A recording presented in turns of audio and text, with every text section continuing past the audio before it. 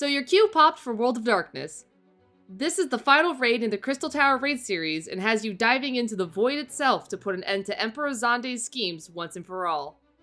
This raid is noticeably more complicated than the other two, so this guide is going to be a bit longer than the others. Without further ado, let's get into it. The first room will see you facing off against 3 Chimera. The most important mechanic for them is the Ram's Voice and the Dragon's Voice. If you see a Chimera casting the Ram's Voice, you will want to get far away from the casting beast to avoid getting frozen. If you see the Dragon's Voice, you will want to get close to avoid a donut-shaped AoE around the Chimera. As you can imagine, this can be very chaotic with 3 mobs to dodge. Luckily, both voice spells can be interrupted by abilities like Interject or stunned by abilities like Leg Sweep. There will also be some large puddles to dodge and other adds to tank and spank, but once the Chimera are defeated, the trash is pretty simple. The first boss is Angra Mainyu and has a lot of subtle mechanics that you will have to keep an eye on. Straight out of the gate, you will see the floor is separated into a red and white side. The color you stand in does not matter right now, but you will want to remember which color you soak here.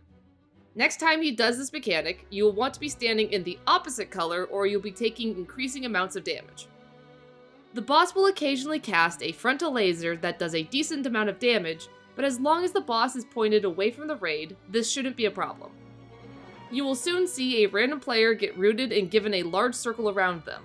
This will either be level 100 Flare or level 150 Doom. Simply run out of the circle and you and that central player will be fine. If you see any ads spawn during the fight, make sure to get them down as soon as you can. This includes the hourglasses that spawn during the boss's roulette spin. Once the final hourglass dies, the boss will light up a quadrant of the room that will explode and do a massive amount of damage to any players inside it. Just dodge this and you'll be fine. The final mechanic to watch out for is Mortal Gaze. Throughout the fight, a red symbol will appear on the boss. You only have to turn your character around so their back is facing towards the boss when the cast goes off. If you don't turn in time, you will be given a Doom debuff that will instantly kill you if you do not get it removed. To remove it, simply run over the rune on the floor that is glowing. This rune will rotate clockwise if too many people step on it, so be ready to chase it if a lot of people got the Doom debuff. Moving up the stairs will show Queen Scylla waiting for you. She will do some light raid-wide damage, but her main ability, Ancient Flare, can be interrupted to make her a cakewalk. The real thing to focus on are the portals that spawn in groups of 3 on either side of the room. These will be casting Void Call. If the cast finishes, it will spawn an ad that you will have to kill. Simply burn down the forbidden gates quickly and then return to Scylla. After you defeat Scylla, a chest will appear that will summon Xande's clone, who will behave very similar to his queen. This time, when the forbidden gates spawn, however, I recommend using a ranged or caster limit break to hit one of the clusters to burn them down just that much faster. The 5-headed dragon is a mostly simple boss with some ad killing and the usual stuff to dodge, but does have a few extra details you'll want to be aware of. First off, this boss does a frontal cone AoE, so the tank will want to make sure the boss is facing a wall and not the rest of the party. Now about those ads. The main one you will want to look out for are the slimes. When they spawn, you will want to kill them as soon as possible in order to keep them from growing and silencing the entire raid. Being near a slime when it dies will also give you a defensive buff that will allow you to soak the slime puddle on the ground and prevent future slimes from spawning there. If you see a red dragonfly tethered to a teammate, this person will be taking increasing fire damage unless somebody runs into them to take the tether off. This is a classic hot potato mechanic where you'll want to take it off someone when they get hit and then pass it on to someone else after you get hit. If you get a yellow spiral above your head, run away from the group as you will be flung into the air and any nearby player will be sent flying with you. Finally, if you see an ice puddle appear on the floor, give it a lot of space, as this puddle will drastically increase in size and will freeze anyone who steps into it. There will also be a brief intermission phase where the boss's many heads become targetable. Just cleave these heads down and continue until the boss is dead. After defeating the dragon, you will be reintroduced to an old favorite from Labyrinth, the Atomos! Splitting the Alliance up here is exactly like it is in Labyrinth of the Ancients. Alliance A will take the left portal, B will go down the middle, and C will take the right portal. Soon after the Atomos are pulled, someone on your platform will be given a mark above their head. After a brief moment, the Atomos will turn towards the player and inhale all players in front of it in a frontal cone, then spitting them out onto the ledge below the platform. If you ever get stuck on this platform, just run to the glowing jump pads when they appear and you will be brought back upstairs.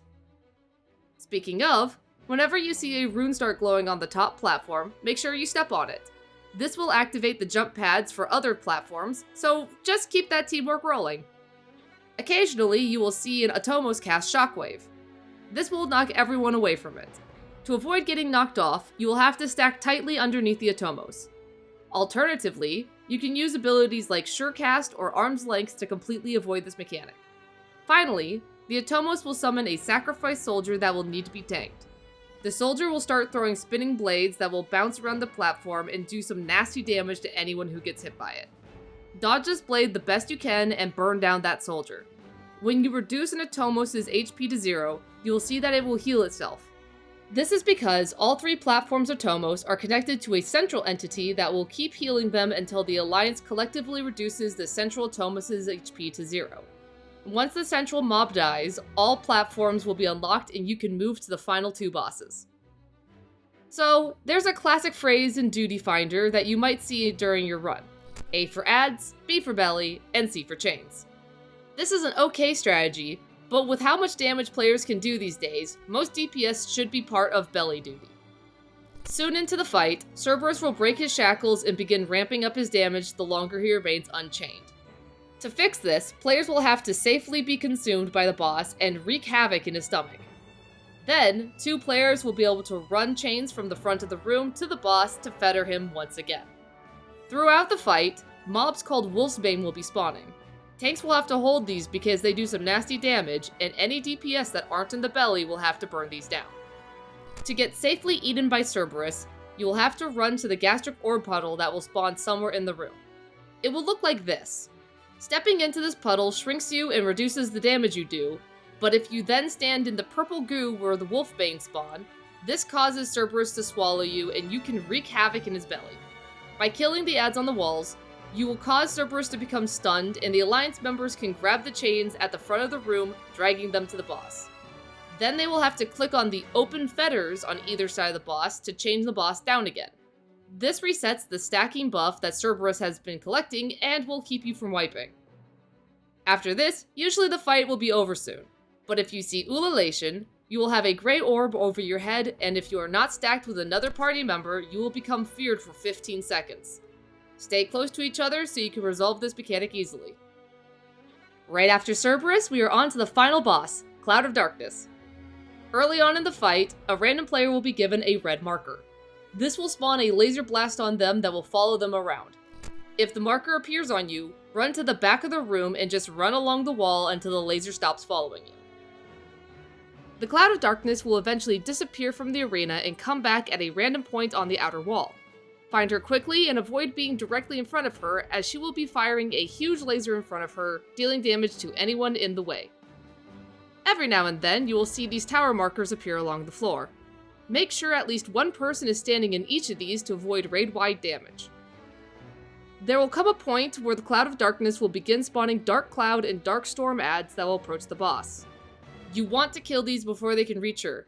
Luckily, if you stand between these ads and the boss, this will slow them down. This makes it significantly easier to burn them down quickly. Finally, about midway through the fight, the boss will draw 3 zones in the arena with an ad to kill in each of them. Try to split the Alliance up evenly amongst these zones and kill those ads as soon as you can to resume the fight.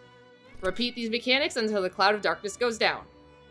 And with the Cloud of Darkness defeated, you have now cleared all of the Crystal Tower raid series and can now finish the Realm Reborn MSQ. I hope you found these raid guides helpful, and good job.